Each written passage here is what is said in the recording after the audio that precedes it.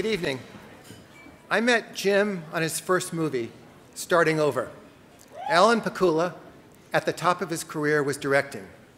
As thrilled as Jim was when the shooting started, he was unable to restrain himself from trying to body language the actors, movie stars, with nods and grins when he liked to take, and grimaces when he didn't.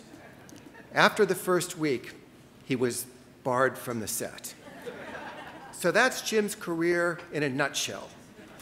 Not the part about being barred, but the compulsion to fight for great work with whatever tools he has. He is relentless. Once a woman he was vacationing with got so tired of Jim obsessing about a movie that she jumped into the pool and started swimming laps to get away from him. But every time she turned her head to breathe, there he was, running alongside her, finishing the conversation. There is a purity to his quest. His reverence for the work has never just been about his own. From The Simpsons to Jerry Maguire, he has cheered on a generation of writers with an almost boyish awe for the magic that other people create. The first time I tried to work with Jim, it was my first week as a studio VP, and I brought in the script of Terms of Endearment. I was immediately shot down by my boss and told, no one wants to see a movie about cancer. Jim replied, tell him I intend to get a laugh on the word cancer 2 times. I tried and the studio still passed. Jim, however, went on to win 3 Academy Awards as a first-time director. The next time I tried to work with Jim, I was vice chairman of a studio which wanted to put untitled Jim Brooks project into turnaround. This time I was told that no one wanted to see a movie about a gay guy getting beat up. It's not about a gay guy getting beat up, I said. It's a Jim Brooks movie, which means that no one can ever describe what it's about, except that it will make you laugh and cry and want to see it again. This time we made the movie, and it turned out to be as good as it gets. Thank you, Jim, for a lifetime of sharing your words. They're worth every minute you spend torturing yourself and everyone around you. We're proud to present the 2018 Laurel Award for Screenwriting Achievement to James L. Brooks. Woo!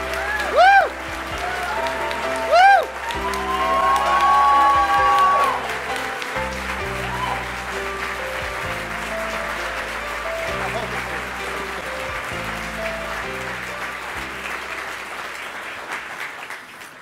Let's see if beta blockers work.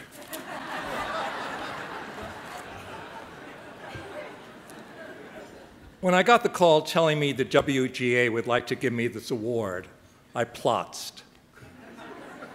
That's the word a bit of research revealed was the most accurate to describe my feelings.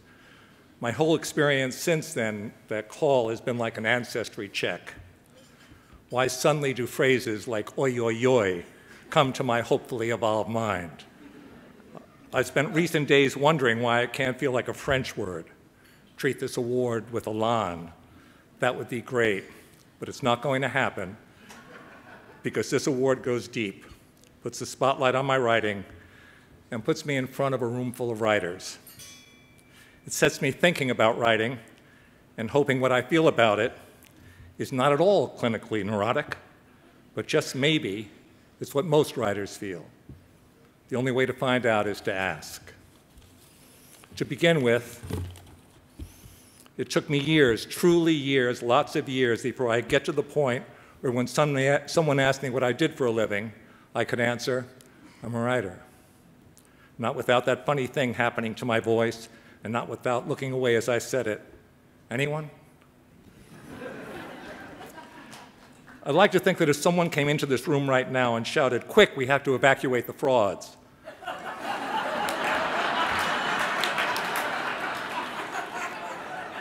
I wouldn't be heading out the door alone. Because to me, being a writer is simply too good to be true, too good to be real. Writing, to me, is a wonder of a profession where you get to spend your time trying to seduce the best of you in a great cause stopping that damn cursor from blinking at you. Writing has the quality of mystery, excitement, remoteness from everyday life. That's not my phrase. It's the dictionary definition of romance.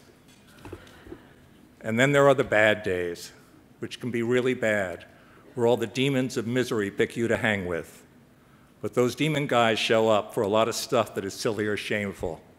Ego stuff, career stuff, competitive stuff. But when they show up for writing itself, the pain is righteous. It's part of the deal. I'll take it any day. It is a common thought that writers are difficult to live with. I personally think living with someone who bounces around between omnipotence and self-hatred sounds like fun.